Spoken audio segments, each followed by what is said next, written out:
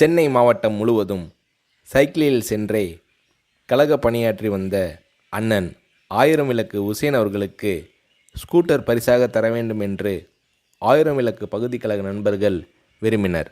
அந்த பகுதியின் பிரதிநிதியும் மாவட்ட பிரதிநிதியுமான தளபதி மு.க.ஸ்டாலின் அவர்களும் விரும்பினார். எனவே இந்த நிதிக்குழுவிற்கு தளபதியை